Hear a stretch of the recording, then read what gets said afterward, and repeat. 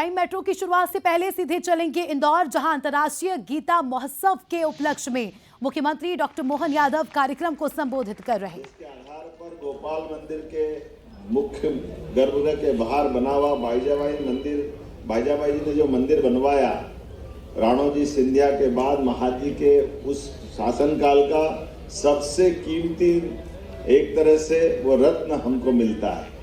उसी प्रकार से यशवंतराव जी की तलवार की धाक दुनिया ने महसूस की और उनकी धाक की और साख के बलबूते पर ये गोपाल कृष्ण का मंदिर भी अपनी अलग से पहचान बना करके पूरे देश में महारानी जिनने महेश्वर से राजधानी चलाई, अहिल्याबाई ने अपनी धाक और साख बना करके सनातन संस्कृति जो विरासत छोड़ी है वो हमको इस मामले में भी गर्व कराती है। जैसे महाजी के शासनकाल में महाकाल का मंदिर का जीर्णोद्धार हुआ, तमाम देवस्थान स्कंद पुराण के अवंती खंड में जो जिस तरह से स्थापित थे वो वहां भी जीर्णोद्धार का काम हुआ और उसी का विस्तृत रूप महारानी अहिल्याबाई ने काशी का विश्वनाथ का मंदिर हो या द्वारका का सोमनाथ का मंदिर हो या हमारे तमाम देवस्थान रामेश्वरम के मंदिर से लेकर गया जी में हम जब तर्पण करने जाते हैं तो वो विष्णुपद मंदिर भी अगर पुनर्स्थापित करने का काम किया है तो इंदौर के मालवा के लोगों ने अहिल्या महारानी के माध्यम से किया है। हमें इस बात का आनंद, इसका गौरव है। और ये समानता है गोपाल कृष्ण के मंदिर इन राजवंशों के स्थान पर क्यों बने। भगवान कृष्ण का जीवन भी बाल्यकाल से उनके जीवन में उन्होंने लोगों को संगठित करते हुए अपने बाल लीलाओं के माध्यम से हम भक्तिभाव से आनंद से देखते हैं, लेकिन अन्याय के खिलाफ लड़ने के लिए हमारी अपनी बाल मंडलियों के माध्यम से ही महिला पुरुष को एकत्रित करते हुए जो अपने गोकुल वृंदावन से अन्याय का विरोध करने का प्रारंभ किया, वो महाभारत में विराट व्यक्तित्व के रूप में भगवान कृष्ण का एक अलग रूप दिखाई देता, उसका भी हमको आनंद है और वो भी गर्व है। और कठिनाइयां यमुना के अंदर कालिया नाग जैसी बड़ी क्यों न हो, लेकिन ये पंच तत्व पे सबका अधिकार है, जल सबका अधिकार रखता है। तो कालिया के ऊपर नृत्य करके मनमोहक मुस्कान बिखेरते हुए जो भगवान ने अपना रूप दिखाया वो कंस के मारने से प्रारंभ होकर नरकासुर करके अंत तक लगातार चलता रहता है। और शिक्षा तो क्या गौरवान्वित करने वाली, आज तो गीता जयंती है, फिर मालवा को गौरवान्वित किया भगवान कृष्ण ने। जो गोकुल का महत्व है, जो वृंदावन का महत्व है, जो द्वारका का महत्व है, वो मध्य प्रदेश के मालवा का महत्व है, उज्जैनी सांदीपनी आश्रम का महत्व है, उसका आनंद हमको आता है। आज के इस दौर में हमारा एक होनहार विद्यार्थी जो आए तो शिष्य बन करके, लेकिन 64 कला 14 विद्या चारों वेद सारे उपनिषद पुराण सब में निष्णात होकर के शिक्षा केवल अक्षर ज्ञान के लिए नहीं, अक्षर ज्ञान के साथ साथ उसको समाहित करते हुए अपने जीवन के साथ जीने की जिनने कला सिखाई और वो उस घनघोर भीषण महाभारत के युद्ध में भी अपने मुखारविंद से एक मोह माया में फंसे द्वंद्व के माध्यम से अर्जुन के माध्यम से दुनिया को पवित्र ग्रंथ देने का प्रयास किया। वो पवित्र गीता की जयंती की बधाई देना चाहता हूं। आज का दिन उस कारण से अमर, पवित्र गीता के 18 ही अध्याय में वो सारे हमारे उलझे सुलझे प्रश्नों के उत्तर है, उसमें विज्ञान भी है, हमारे लिए इतिहास भी है, पतंजलि का योग मार्ग भी है और कितने प्रकार से जोड़ा गया है। कहां कहां से हर एक अध्याय के अंदर भगवान का वो पहला विराट रूप जिसको देख के तो अर्जुन ने आंखें बंद कर ली कि मुझे तो ये रूप नहीं देखना, आपका ही जो वर्तमान रूप है वो चतुर्भुज रूप दिखाइए। तो महाभारत में भगवान ने 2 बार अपने दर्शन दिए।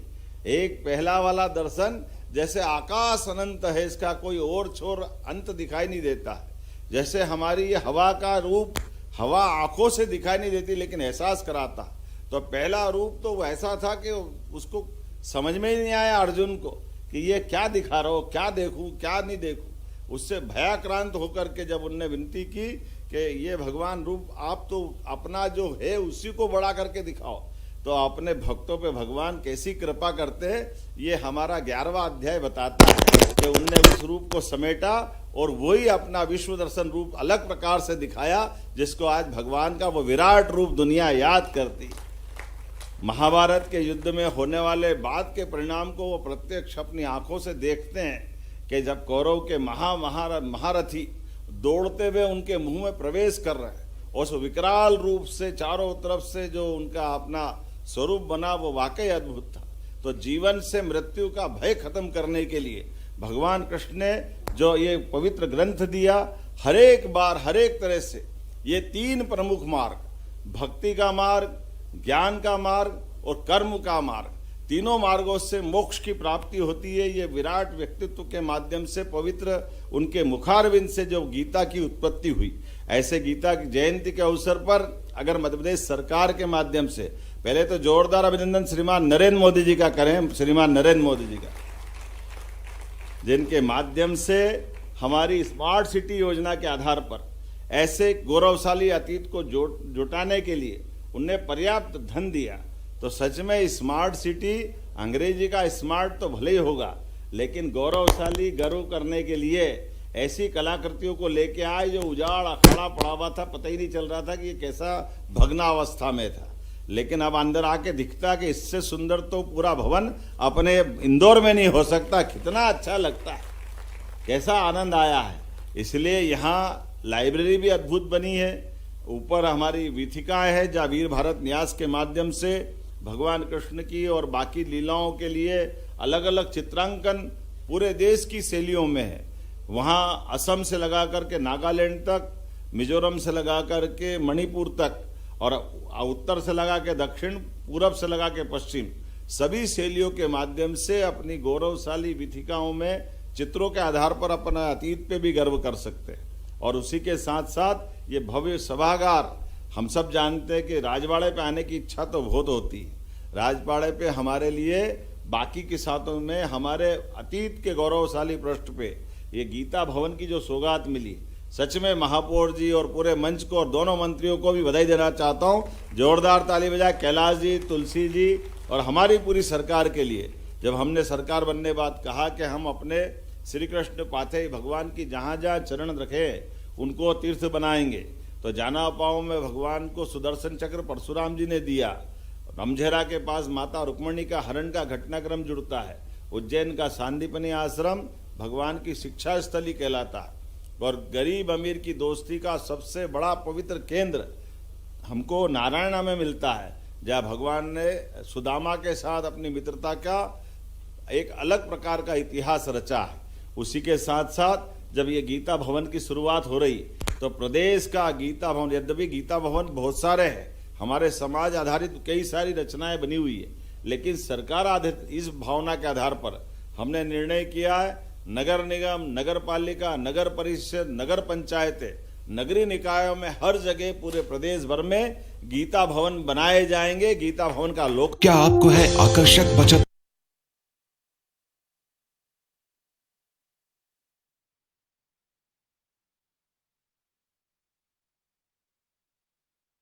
महोत्सव का आयोजन, जिसमें मुख्यमंत्री डॉक्टर मोहन यादव शामिल हुए। न ही केवल शामिल हुए बल्कि कार्यक्रम को मुख्यमंत्री ने संबोधित भी किया और बताया कि गीता का आज के जीवन में क्या महत्व है।